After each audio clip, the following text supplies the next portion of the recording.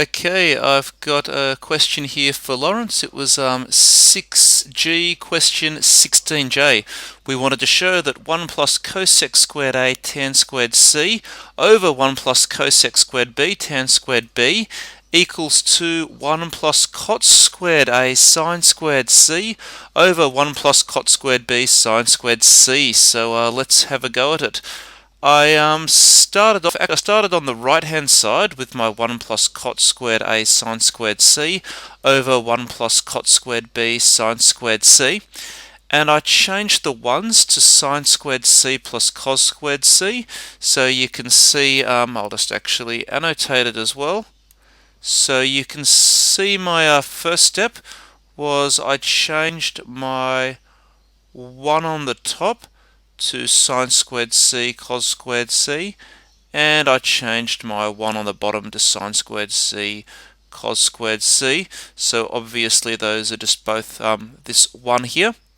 Now on my top I've got three terms, sine squared C, cos squared C, cot squared A, sine squared C. So this term here and this term here that both have a sine squared C, I factorised the sine squared C out, and I meant to write sine squared C there. Let me just add it in.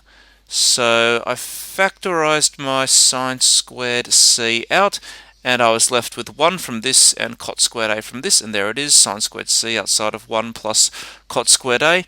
And you can see I've still got the cos squared C left over, and there it is on that line.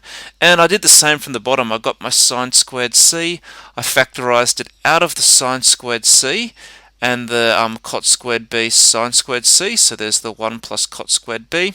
And similarly, I had the cos squared C. The cos squared C was left over.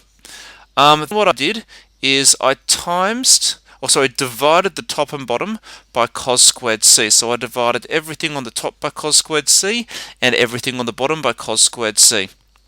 So sine squared C became, or sine squared C 1 plus cot squared A became tan squared. I should have got a C there. Oh no, there is this tan squared C there. Oh wait, no, that's a bracket, so there should be a tan squared C there. So sine squared C became tan squared C, and I just rewrote 1 plus cot squared A as cosec squared A. And my cos squared C, when I divide it by a cos squared C up on the top, became a 1. Same thing down the bottom. My sine squared C became a tan squared C. And of course my 1 plus cot squared B I can rewrite as cosec squared B. And then this cos squared C just became a 1. And there we go. That actually pretty much did it when I rewrite this in the right order. That's the right hand side. So yeah, the short version was, I guess I changed my 1 to sine squared C plus cos squared C for both, factorised out the sine squared C's, and then divided the top and bottom by cos squared C and rearranged, and that's, yep, that's the question done.